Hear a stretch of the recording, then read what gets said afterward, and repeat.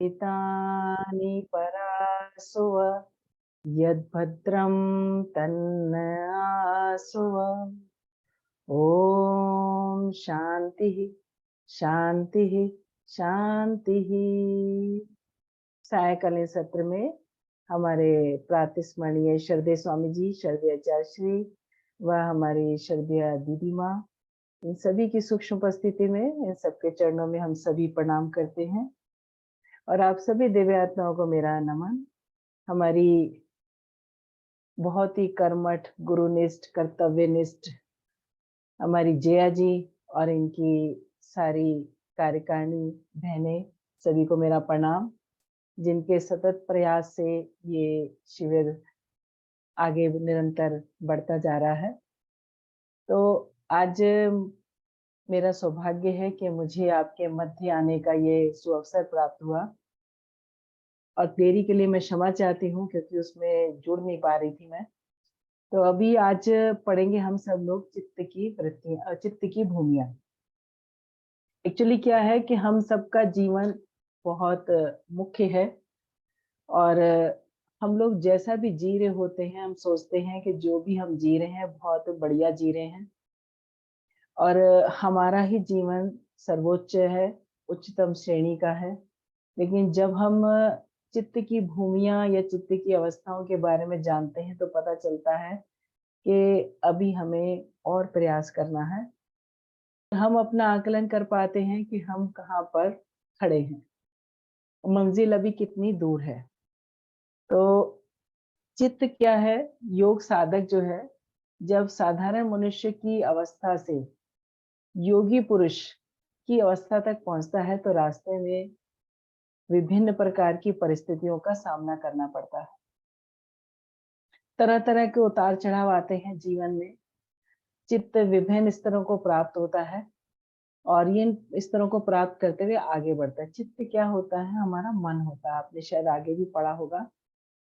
जब चित्त निरंतर इन अवस्थाओं में रहता है तो वह निम्न, हमारा क्या होता है, अक्सर जो आजकल हम जीवन जी रहे हैं तो भोग विलास में हम लिप्त रहते हैं, विषय वासनाओं में, इसी में हम अपने मन को, अपनी इंद्रियों को प्रसन्न करने में लगे रहते हैं। आपने इंद्रियां भी पढ़ी होंगी, 5 कर्म इंद्रियां होती हैं, 5 ज्ञान इंद्रियां होती हैं, और इन इंद्रियों की प्रसन्नता में ही हम सोचते हैं हमारा मन भी प्रसन्न हो जाता है और हम सोचते हैं ये हमारा सुखी जीवन है। किंतु जैसे जैसे हमारा चित्त योग साधना के बल पर उच्चतम अवस्थाओं को प्राप्त करता है तो वैसे ही उसके मनोभाव और जो सामान्य क्रियाकलाप होते हैं उनमें भी उच्चता का भाव आ जाता है। और अर्थात वह दिन रात फिर क्या करता है? सात्विक प्रवृत्ति में जीता है, निष्काम कर्म करता है, ध्यान करता है, प्राणायाम करता है, और अपने आप को जो जिस प्रकार के जीवन को वो जी रहा है उससे अपने आप को ऊपर उठाने का निरंतर प्रयास करता है, प्रयत्न करता है। तो ये एक चित्त है। चित्त हमारा एक तालाब की तरह है। जैसे तालाब में एक कंकड़ डालते हैं तो उसमें लहरें उठने लगती हैं, और फिर जब वो कंकड़ लहरें बंद हो जाती है तो फिर हम बचपन में सबने किया होगा शरारत कि फिर से एक पत्थर कंकड़ डालते हैं और फिर से उसमें लहरें उठ जाती हैं। तो उसी प्रकार हमारा चित्त है, वृत्ति उठती है। आपने पढ़ा होगा प्रमाण, विपर्य, विकल्प, निद्रा, स्मृति। तो ये वृत्तियां हैं। तो योगश्च चित्त वृत्ति निरोधः, योग से चित्त की वृत्तियों का निरोध हो जाता है, वो हमसे दूर हो जाती है, क्योंकि हम समझ पाते हैं। यदि हमें किसी ने नहीं समझाया कि ये प्रेस या आग है, इसमें हाथ डालने से जल जाते हैं, तो बच्चे को नहीं पता होता, बच्चा उसको टच करने की कोशिश करता है। हम बड़े हो जाते हैं, हमें पता चल जाता है ये गर्म है, ये ठंडा है, तो हम उसका बड़े सावधानी से उपयोग करते हैं। उसी प्रकार से हमारा ये मन भी है, चित्त भी है।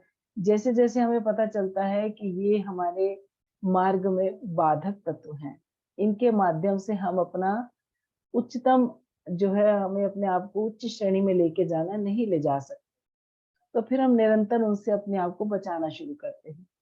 जैसे एक उदाहरण के तौर पर आपको पता चल जाए कि आपके जो फ्रेंड है या आपके जो साथी हैं, जो आपके साथ रहते हैं, वो आपके शुभ चिंतक नहीं हैं।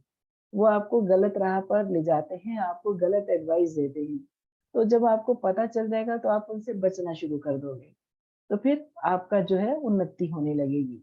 उसी प्रकार से ये जीवन भी हमारा है। जब हमें पता चल गया कि ये रास्ते जो हैं, ये इंद्रियाँ जो हैं, ये इनका हमको राजा बनना है, ना कि इनके हाथ की कठपुतली बनना है। अब आँख ने कहा कि मुझे टीवी देखना है और आपने कहा चलो टीवी देखते हैं, मनोरंजन होगा, तो हम अपनी इंद्री के गुलाम हो गए।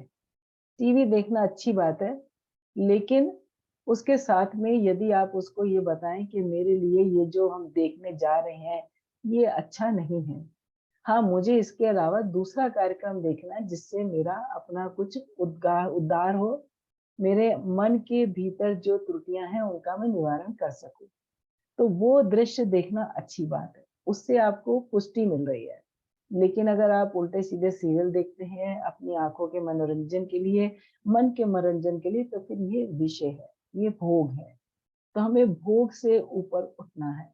तो हमारे जो योग दर्शन है उसमें महर्षि पतंजलि के माध्यम से जो उन्होंने इसकी रचना की है उसमें चित्त की 5 भूमियाँ बताई गई हैं।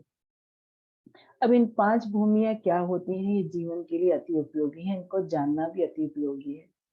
तो प्रथम इसमें आती है, आप लोग नाम भी इसका नोट कर सकते हैं, क्षिप्त आती है। प्रथम है क्षिप्त, छा छतरी वाला होता है, छोटी की मात्रा होती है, आधा पा और ता, क्षिप्त। दूसरी होती है मूढ़ और तीसरी होती है विक्षिप्त और चौथी होती है एकाग्र और पांचवी होती है निरुद्ध। तो ये इनके बारे में हम थोड़ा-थोड़ा सा जानने का प्रयास करेंगे कि ये क्या है और इनमें क्या होता है। तो प्रथम हम अभी चर्चा करेंगे, आपको नाम आपसे जैसे जया जी पूछती हैं, मैं भी आपसे बाद में पूछ सकती हूँ कि चित्त की 5 जो भूमियाँ बताई गई थी, इनको अवस्थाएँ भी बोलते हैं। उनके नाम क्या-क्या थे? तो इसलिए आप नोट करेंगे, तो आपको याद भी रहेगा और साथ-साथ में आपका रिवीजन भी होगा। तो प्रथम आती है क्षिप्त। अब क्षिप्त कहते किसको हैं? गीता में भगवान कृष्ण ने हमारे जो 3 गुण हैं उनके ऊपर भी बहुत प्रकाश डाला है। सत्वगुण, रजगुण और तमगुण। तो इन तीनों का हमारे जीवन में बहुत महत्व है।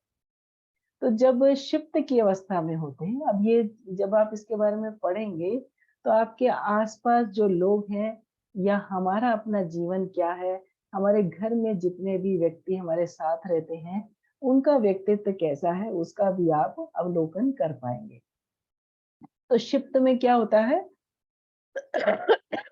सॉरी, थोड़ा-सा मुझे खाँसी भी लगी हुई है, तो लेकिन कोशिश करूँगी कि बीच में ना ही आए।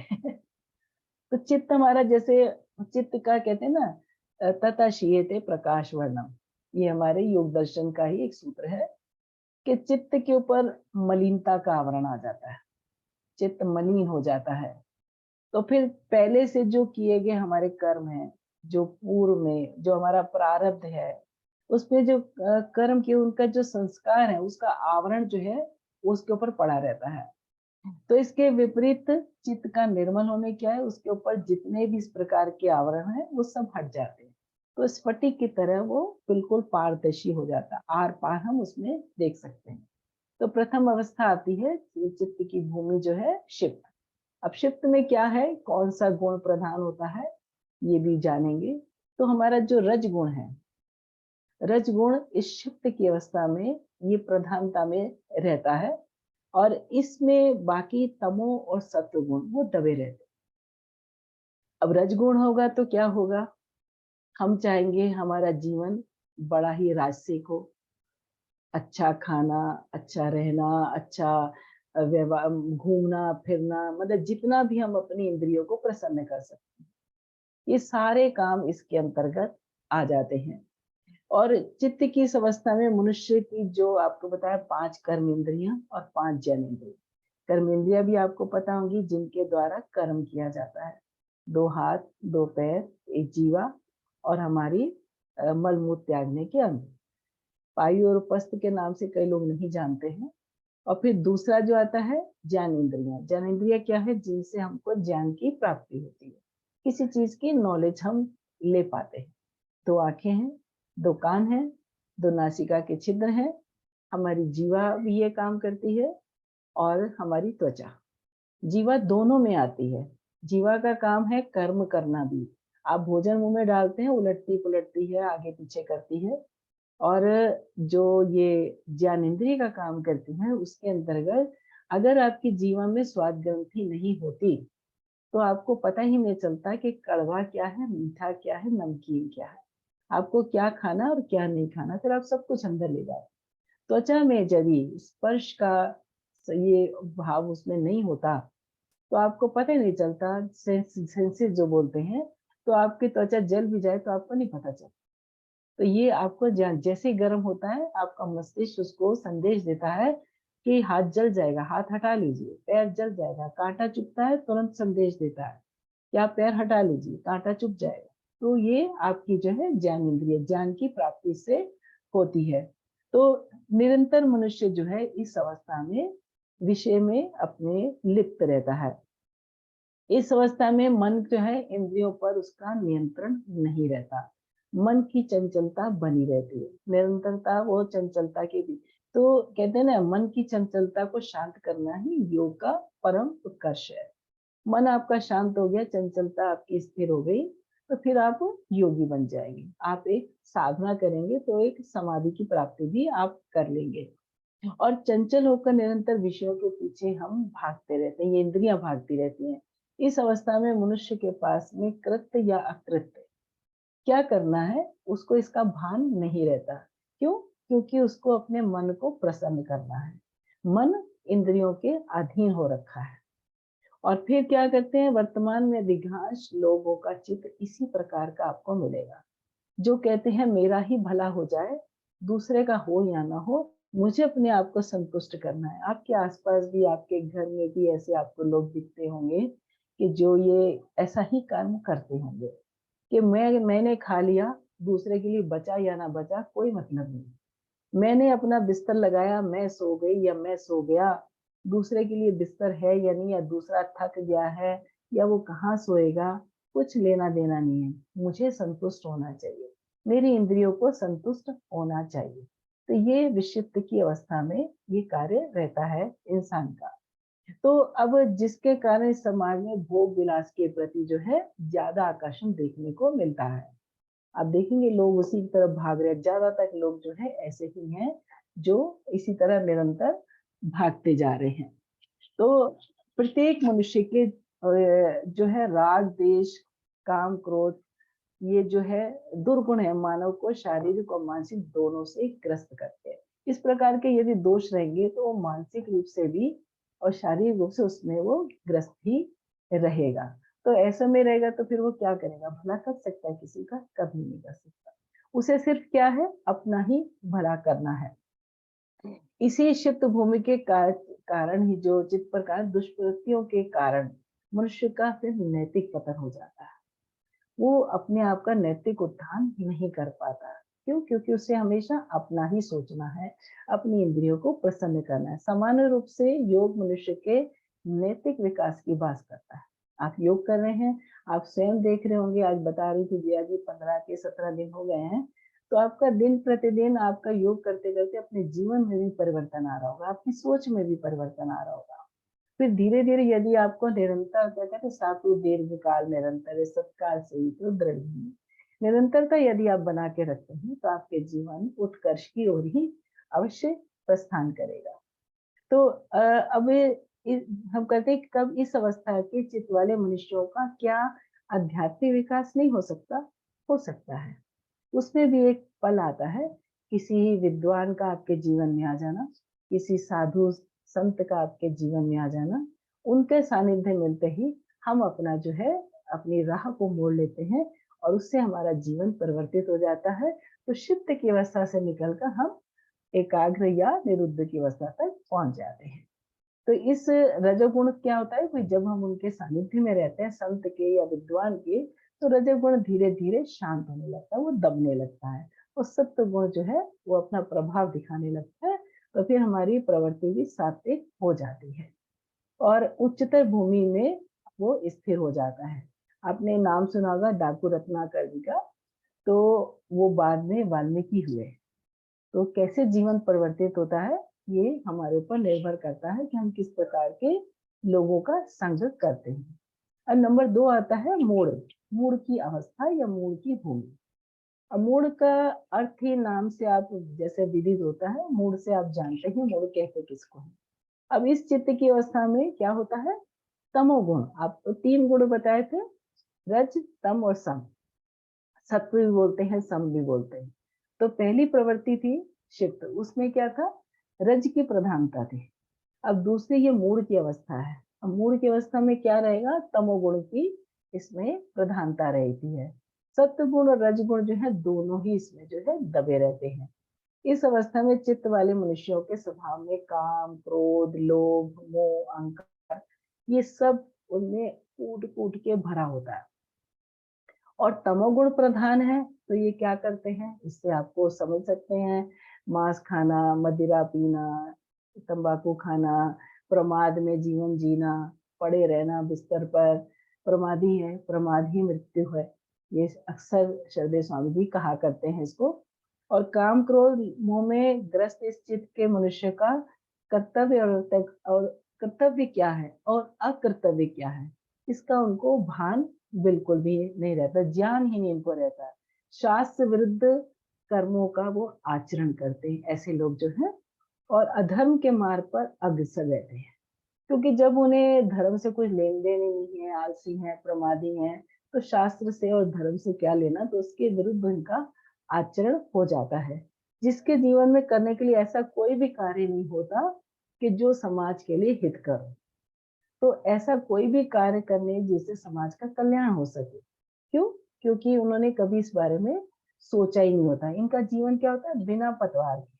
जैसे आप देखते हैं ना, पानी में कोई नाव चल रही है, उसको न उसका नाव को खेने वाला कोई नहीं है, पतवार ही नहीं है तो खेगा, जिधर उसकी मर्जी होगी उधर वो बह जाएगी, जिधर पानी का बहाव होगा उधर चली जाएगी।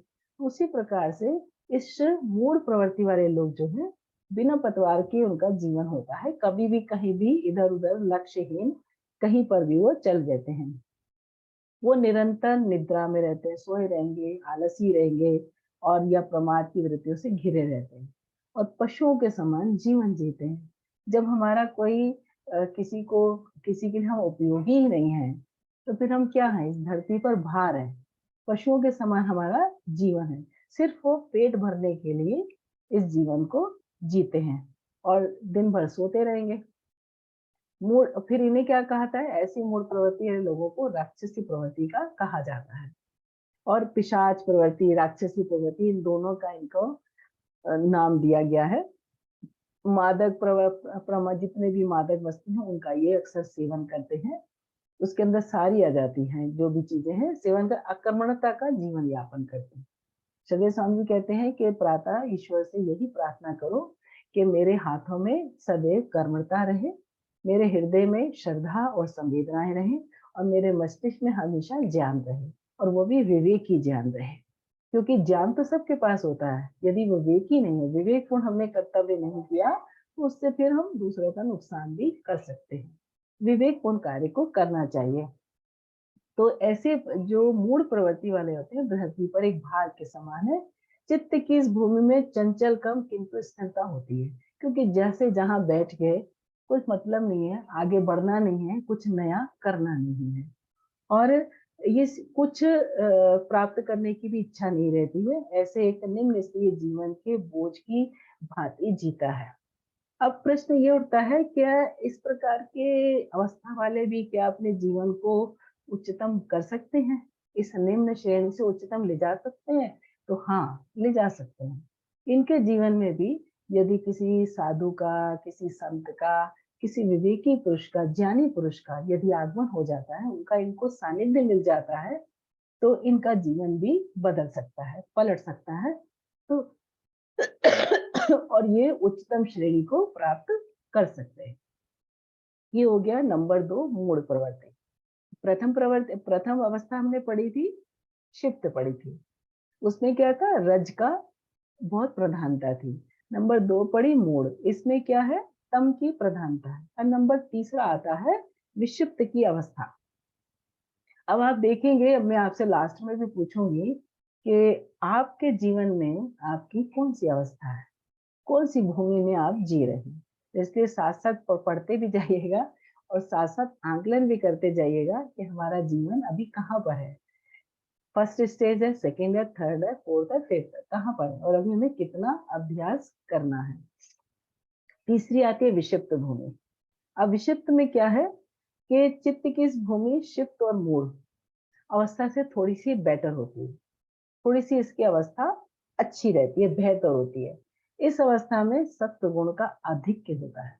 देखिए, पहले आपने जो पढ़ा क्षिप्त और मूढ़, उसमें प्रधानता थी। क्षिप्त में आपके रज की प्रधानता थी और मूढ़ में आपके तम की प्रधानता थी। अब यहाँ पर क्या है? यहाँ पर प्रधानता नहीं है, सत्व का आधिक्य है। और तम और जो है रज है, तम तो बिल्कुल ही दबा रहता है, रज बीच-बीच में आ जाता है। और लेकिन ये जो अधिक्य है, ये स्थायी नहीं रहता, उसमें तो स्थायी है। क्षिप्त की अवस्था में तो सदा आपको रज ही मिलेगा, उसमें दूसरा कुछ आएगा ही नहीं। और मूढ़ में सदा आपको तम ही मिलेगा, दूसरा कुछ नहीं आ सकता, ना रज आ सकता है, ना सत्व आ सकता है। लेकिन इसमें क्या है, सत्व का आधिक्य है और बीच-बीच में रजोगुण की प्रबलता के कारण चित्त विषयों की ओर आकर्षित होने लगता है। बीच-बीच में प्रलोभन आते हैं, उसका मैं भी आपको उदाहरण देके बताऊँगी। तो फिर हम जो है विषयों की तरफ आकर्षित हो जाते हैं, क्योंकि हमारे बीच में हमारे हृदय में, हमारे चित्त में रज की प्रधानता आ जाती है और हम आकर्षित हो जाते हैं। सत्व गुण की प्रधानता तो रहती है, तब तक मनुष्य की प्रवृत्ति जो फिर जब जब तक सत्व रहेगा, सत्य का आधिक्य रहेगा, तब तक मनुष्य की प्रवृत्ति कैसी होगी? धार्मिक होगी।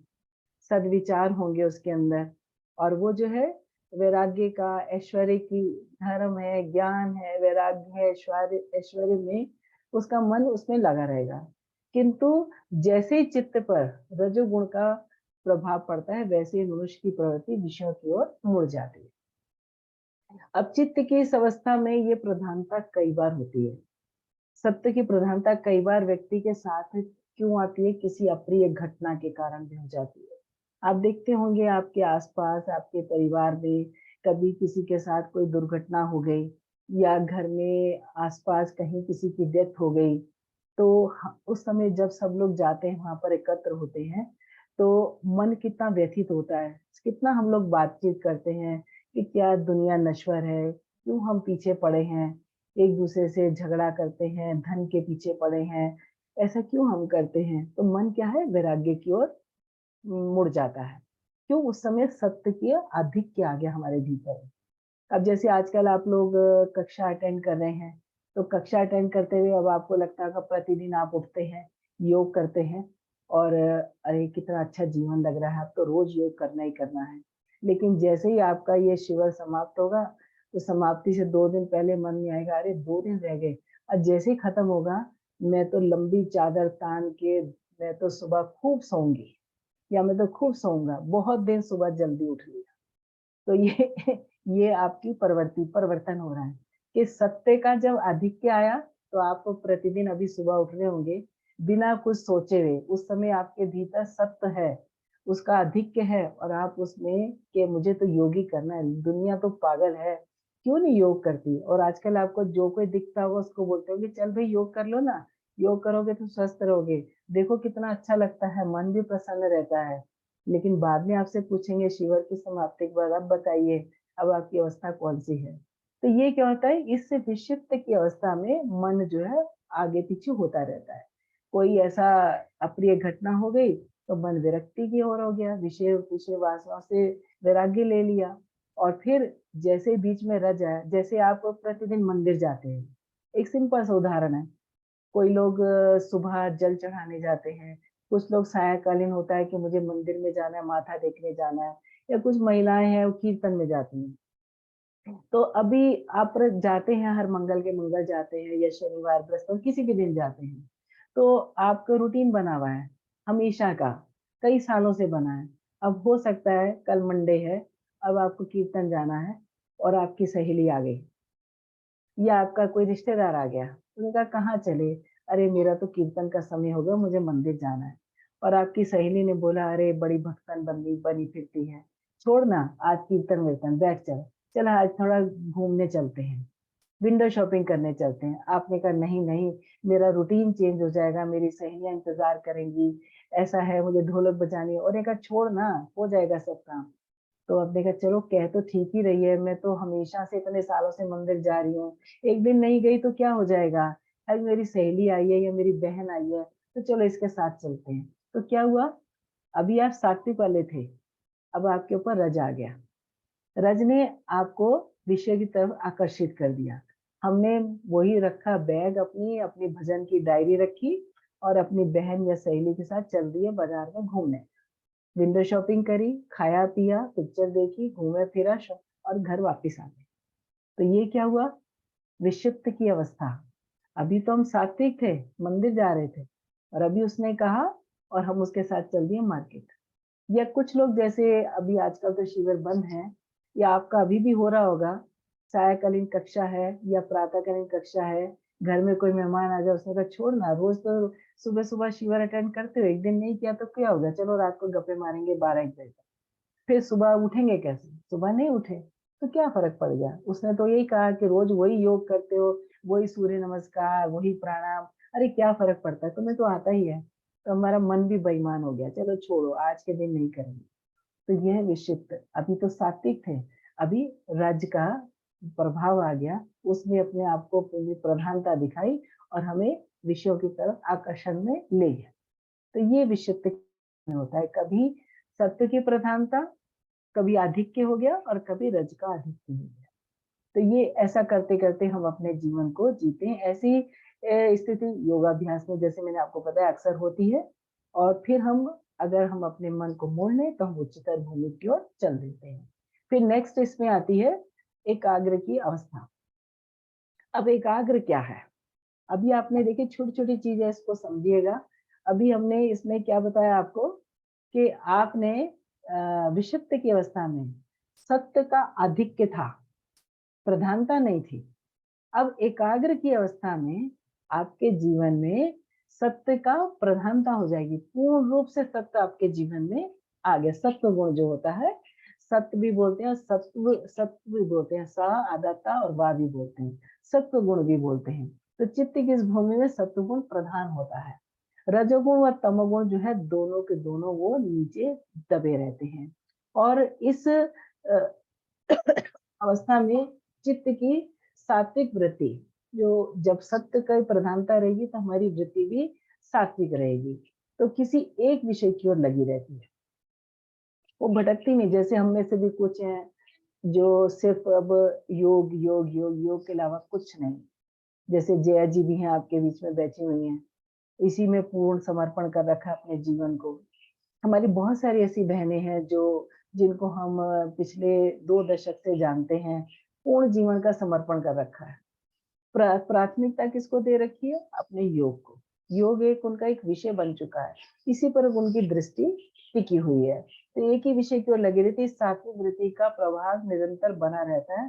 तो जब ये एक सात्विक वृत्ति का प्रभाव बना रहता है तो इसी को हम एकाग्र की अवस्था कहते हैं, या एकाग्र की भूमि कहते हैं। ये जैसे विद्वान इसे चित्त की स्वाभाविक अवस्था भी कहते हैं। इस अवस्था में चित्त पर से रज और तम का आवरण पूर्ण रूप से हट चुका होता है, इसमें कोई भी बहका नहीं सकता, इतना उसमें प्रगाढ़ हो जाते हैं।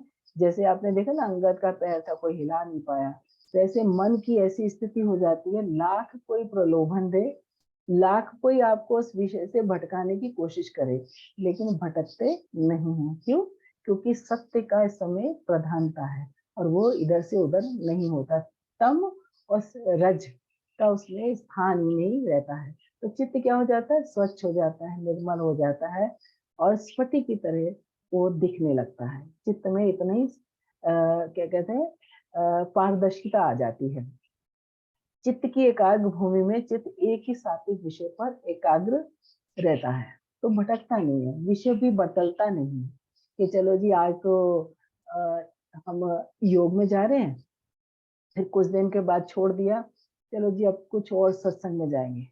आज स्वामी जी का योग पकड़ा है तो कल ऑटो डीन वाला पकड़ लिया, फिर परसों किसी और का पकड़ लिया, श्री शिवानंद जी का पकड़ लिया, तो ऐसा नहीं होता, क्योंकि अपने मन को स्थिर कर लिया है और मन की चंचलता भी इसमें समाप्त हो चुकी हुई है। सात्विक विषय के संबंध रखने वाली सभी घटनाओं के विषय पर मन विचार करता है। कि जो भी इससे जुड़े सात्विक विषय हैं, सात्विक विषय होते क्या हैं? अपने महापुरुषों की जीवनी, अपने ग्रंथ है या योग के विषय। योग लोग अक्सर क्या समझते हैं कि अक्सर हमने लोगों से पूछा जो योग की ट्रेनिंग करने भी आते हैं, वो सोचते हैं प्राणायाम कर लिया, कुछ आसन कर ले, दैट्स इट। ये जो है योग है। योग इतना नहीं है, ये तो एक बहुत उसका छोटा-सा पार्ट है। ये तो एक लोगों के दिमाग में श्रद्धेय स्वामी जी ने डाल दिया, क्योंकि लोग पहले ये गृहस्थियों के लिए मना किया जाता था। श्रद्धेय स्वामी जी ने इसको एक्सपेरिमेंट करके सबको बताया कि ये करोगे तो तुम स्वस्थ रहोगे, और स्वस्थ शरीर में ही स्वस्थ मन का वास होता है। और आपका अगर मन स्वस्थ है तो आपके विचार भी स्वस्थ होंगे। मानसिक, अभी शरीर हम सोचते हैं कि हमें कोई बीमारी नहीं है, मधुमेह नहीं है, बीपी नहीं है, कोलेस्ट्रॉल नहीं है और कोई भी बीमारी नहीं है। लेकिन यदि आपने वो पढ़ा होगा, समदोषा समअग्निशा समधातु च मलक्रिया, तो जब तक हमारा मन और आत्मा प्रसन्न नहीं है, तब तक हम स्वस्थ नहीं कहलाते। स्वस्थ इति विधीयते। तो उसके लिए मन का प्रसन्न होना भी अति आवश्यक है। तो हम जो है इस विषय पे, सात्विक विषयों पर मन जो है मनन करता रहता है और उसी में वो लीन हो जाता है। सात्विक विषय में क्या-क्या, जैसे अपने इष्ट हैं, अपने गुरु हैं, अपने जो सद्ग्रंथ हैं, उन पर, उनके स्वरूप पर एकाग्र बना रहता है। जैसे आपने देखा था कृष्ण भक्त मीरा, उसको और कुछ नहीं सूझता था, सिर्फ भगवान कृष्ण का ही ध्यान रहता था और हर में उसको उन्हीं के दर्शन होते थे। जैसे हमारे भक्त जो है, आपने हनुमान जी देखे हैं, राम भक्त, कृष्ण के अतिरिक्त, सॉरी, राम के अतिरिक्त उन्हें कुछ और सूझता ही नहीं था। राम जी जहाँ देखेंगे राम, उन्हें राम ही राम दिखाई देते थे। तो इस ये स्थिति हो जाती है। योग की भाषा में चित्त की इस अवस्था को संप्रज्ञात समाधि भी कहते हैं। समाधियाँ भी कई प्रकार की होती हैं, असंप्रज्ञात समाधि और एक संप्रज्ञात समाधि। तो इस प्रकार की स्थिति जिनकी एकाग्र की अवस्था होती है, उसे संप्रज्ञात समाधि भी कहते हैं। इस अवस्था में ईर्षा, घृणा, काम, क्रोध, अहंकार, गर्व, दंभ पूर्ण रूप से नष्ट हो चुका होता है। तो कुछ भी मन में नहीं रह जाता, कोई भी किसी प्रकार का मन में दोष नहीं रह जाता। इंसान जो है निर्दोष हो जाता है। भोगों की दृष्टि से जो है सम रहती है, भोगों की तरफ दृष्टि सम रहती है। सभी को समान भाव से देखता है, सबके भीतर एक ही उस परमात्मा के वो दर्शन करता है, किसी के प्रति वैर भाव भी नहीं होता है। सुख, दुख, निंदा, स्तुति में उसका मन कभी विचलित नहीं होता। कुछ लोग आपने देखा होगा ना, जैसे जरा-सा मान-सम्मान मिलता है, तो एकदम वो ऊपर उठ जाते हैं।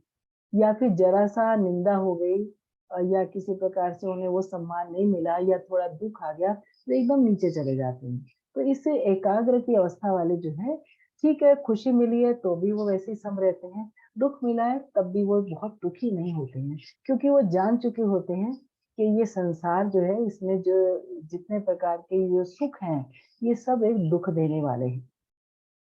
इनमें जो भी सुख आ रहा है, उसके बाद में दुःख तो होना ही होना है। क्यों कहा जाता है, राग के बाद में जहाँ राग होगा, वहीं द्वेष होगा। राग है ही नहीं तो द्वेष होगा किससे? जिसको हम जानते ही नहीं, उससे हमारा द्वेष किस बात का? तो इसमें आकर इंसान इतना अपने आप को ऊपर उठा लेता है कि उसकी समदृष्टि हो जाती है और इन सब चीज़ों से वो परे हो जाता है। अब 5वीं अवस्था आ जाती है निरुद्ध की अवस्था। निरुद्ध की अवस्था से इन सबसे ऊपर आ जाती है। चित्त की इस भूमि में तमोगुण, रजोगुण के साथ-साथ सत्वगुण संबंधी वृत्तियों का भी निरोध हो चुका होता है। अब यहाँ पर ना तो रजोगुण रह गया, ना तमोगुण रह गया, ना ही सत्वगुण रह गया। तीनों का पूर्ण रूप से यहाँ पर आकर निरोध हो जाता है। इसीलिए इसको निरुद्ध कहते हैं। चित्त में मात्र पूर्व में किए गए जो हैं कर्मों के संस्कार शेष रह जाते हैं। और ये चित्त की इस अवस्था को निरुद्ध की भूमि कहलाती है। इसी कारण ये निरुद्ध की भूमि कहलाती है। इस अवस्था में चित्त अपनी स्वाभाविक शांत अवस्था में रहता है। ऐसा चित्त केवल सिद्ध योगियों का ही होता है। ये आपने अक्सर देखा होगा, क्योंकि ये सबसे ऊपर की अवस्था है। धीरे धीरे हम एक एक स्टेप, हम चाहे कि हम एकदम छलांग लगा के ऊपर पहुंच जाएं तो ऐसा संभव नहीं है। हम धीरे धीरे एक एक अवस्था को पार करते करते हम ऊपर तक पहुंच सकते हैं। ऐसे लोगों का जो है उनका जीवन प्रारब्ध के भोगने मात्र से, प्रारब्ध को भोगने मात्र के लिए ही शेष होता है। जो उनका प्रारब्ध है, जो उन्होंने पूर्व में किया है, उसी को भोगने के लिए ही शेष रहता है। और जैसे आपने नाम भी सुने होंगे, आचार्य शंकराचार्य जी, रामकृष्ण परमहंस जी, स्वामी शिवानंद जी आदि जो है इसी श्रेणी में आते हैं। इस अवस्था में साधक जो है ब्रह्म का श्रवण, मनन और निरंतर क्या करता है, इस अवस्था में आके जो साधक होता है वो ब्रह्म का श्रवण करता है, फिर उसको मनन करता है और फिर निरंतर उसका निध्यासन करके ब्रह्म स्वरूप हो जाता है। अब हम लोग क्या करते हैं, श्रवण तो कर लेते हैं लेकिन मनन नहीं करते। जब तक हम किसी चीज को भी, जैसे आप अभी पढ़ रहे हैं और पढ़ने के बाद, कक्षा के बाद भी रात्रि को सोने से पहले एक बार जो आपने लिखा होगा उसको पढ़ लेंगे। पढ़ने के बाद उसका मनन करेंगे। मनन, उसको देखिए, अपने साथ में कंपेयर करिए। हम ये जो जो बातें हमने लिखी हैं, जज सुनी हैं, ये हमारे साथ में कहाँ कहाँ तालमेल खा रही है, इनका हमारे जीवन के साथ में कितना संबंध है, हम इनसे कितना दूर हैं, हमें इसमें अभी कितना प्रयत्न करना है अपने आप को उच्च श्रेणी में लाने के लिए। तो इसको कहा जाता है मनन। हम क्या करते हैं, पढ़ते हैं, श्रवण करते हैं और उसके बाद में उसको बंद करके रख देते हैं। जीवन में ऐसे बहुत सारी घटनाएं होती हैं, या किसी का एक वाक्य भी होता है, यदि हम उसका मनन नहीं करते तो फिर हम उसको फिर अपने जीवन को उच्चतम नहीं ले जा सकते। तो ये कहा ही गया है, शास्त्रों में आप पढ़िए कि प्रथम आप श्रवण कीजिए, देन आप मनन कीजिए, तब आप उसको अपने जीवन में इम्प्लीमेंट कर पाएंगे। मनन किया ही नहीं तो हमें क्या पता, ठीक है रीडिंग लगा दी, काम हो गया और बस छुट्टी हो गई, तो फिर वो जीवन के ऊपर आपके जीवन से दर्शाया भी नहीं जा सकता। कहते हैं ना, बॉडी लैंग्वेज होती है, जो हम पढ़ते हैं उसका मनन करते हैं तो हमारे जीवन में दिखाई देने लगता है कि हम इसके अनुरूप जो है अपना जीवन भी जी रहे हैं, और अनंत विकास को प्राप्त कर हम फिर ऐसा इंसान ब्रह्मलीन को प्राप्त हो जाते हैं। जो जैसे आपने देखा, दूध को में दूध मिलाओ तो पता करता है कि ये हमने अभी सुबह के दूध में शाम का दूध मिला दिया, दोनों मिक्स हो जाते हैं। तेल में तेल मिला दिया जाए तो दोनों एक रूप हो जाते हैं। ऐसी अवस्था में जो निरुद्ध की अवस्था है, इसमें आके इंसान ब्रह्म स्वरूप हो जाता है, ब्रह्म में लीन हो जाता है। गीता में ऐसे चित्त वाले जो साधक होते हैं उनको स्थित प्रज्ञ कहा गया है।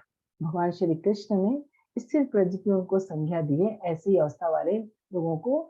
जैसे उसमें आपने पढ़ा होगा तो उसमें डिटेल में गीता में आपको मिल जाएगा।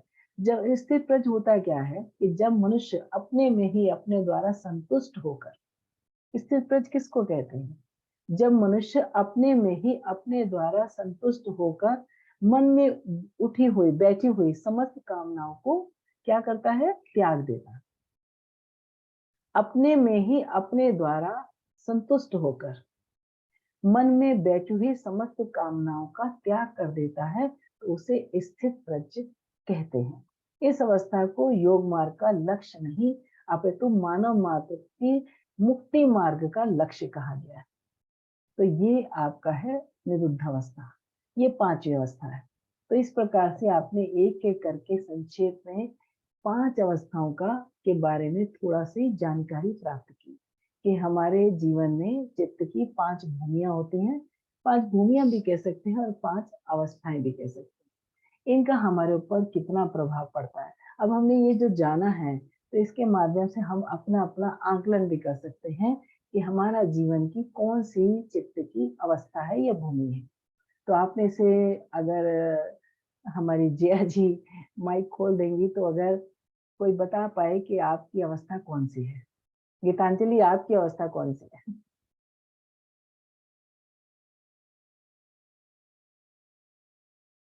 कौन कौन बता सकता है कि हमें पता चल गया हमारी चित्त की अवस्था कौन सी है? देखिए, 3 तो गुण ही होते हैं, उन तीनों गुण से जो है आपने देख लिया होगा, शिफ्ट में रजगुण था,